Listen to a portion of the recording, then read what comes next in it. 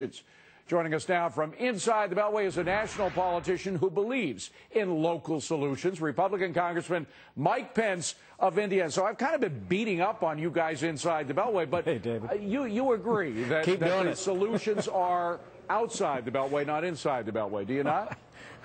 Oh, absolutely. You know, I'm in my 10th year on Capitol Hill and battling against big spenders really in both political parties throughout those years. But in that time, my opinion of the national government has gone down, but my opinion of the American people has gone up. I mean, I really do believe, and you're highlighting some of the outstanding leadership that we have around the country.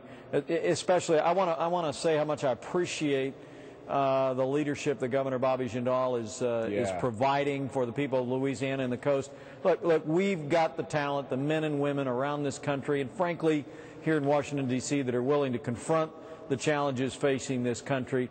And I'm confident, as you are, that we will, but it does draw into high relief the lack of leadership, the lack of courage, the lack of a willingness to confront these real challenges here at the national level. But you know, when leaders step up, you do see partisanship sort of fall down a little bit. We've seen that now. A lot of Democrats like Jim Carville, James Carville, and Mary Landrieu, senator from Louisiana, have come to support Governor Jindal in his fight with the feds right now.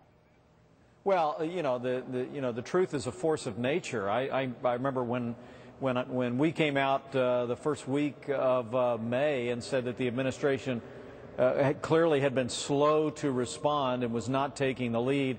You know, the administration quickly started to say that no, they'd been there from day one. The administration's political flack said that we were badly misinformed.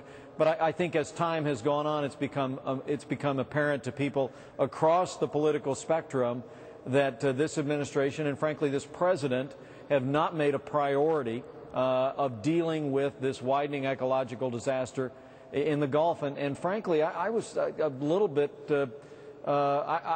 discouraged by the president's tone today. Again, instead of saying, "Look, you know, we get it now. I'm going down there tomorrow. I'm going to bring everybody into a room. We're going to work the problem.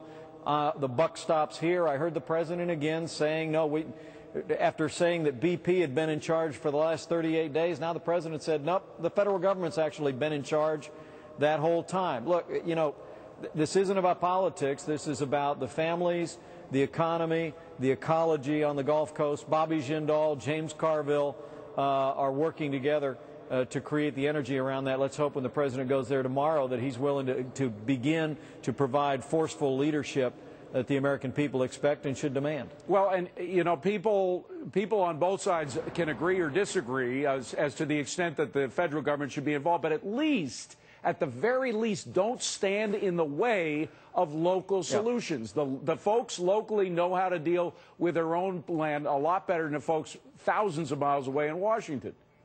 Yeah, but David, remember there's national policy here too. One of the things that Congressman Steve Scalise has pointed out with great effectiveness today around the country is that the Oil Pollution Act itself requires that the president shall develop a plan to deal with discharges of effluents of this nature off the coast of this country. It doesn't say the president may do that or has the power to do that. It says the president shall do that. I mean, what we really have here is the president of the United States, this administration, have not been providing the strong executive leadership that the Oil Pollution Act contemplated when it was passed after the Exxon Valdez. But look, there's plenty of time to look in the rearview mirror to figure out how we work this problem in the future, and whatever the fallout is, it'll be. Right now, the American people have every right to demand that when the president goes to the Gulf tomorrow, that he sits the people down in the room, BP, the Coast Guard,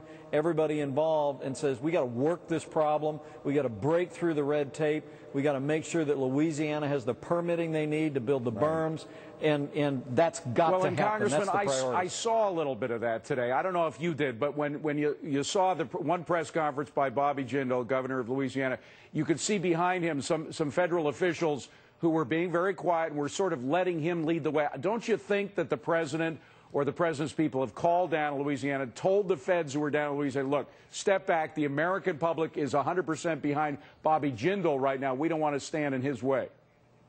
Well, David, I hope you're right. I hope the president, I hope tomorrow Governor Jindal is able to announce that after a 2-week delay, the Army Corps of Engineers has stopped all the, all the report and testing, that they give them the permits to go out there and build the berms, do the dredging that they know they need to do to protect their coastline.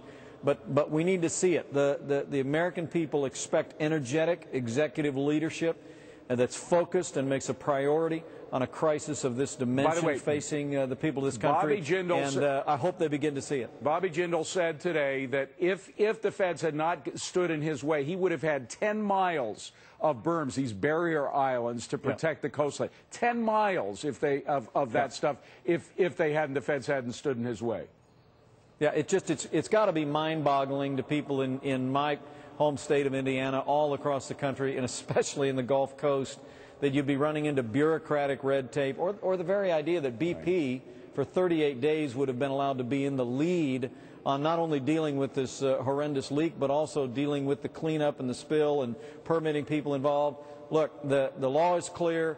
The expectation of the American people are clear. Let's hope and pray that leak is plugged. Let's also hope and pray that when the president arrives there tomorrow, he provides the kind of energetic, real leadership that works the problem and empowers those local officials to protect the coastline, protect the economy, and protect the families of the region. Representative Mike Pence, thank you so much for taking time with us today. We really appreciate it. Have a great Memorial Day weekend. President Obama using the BP oil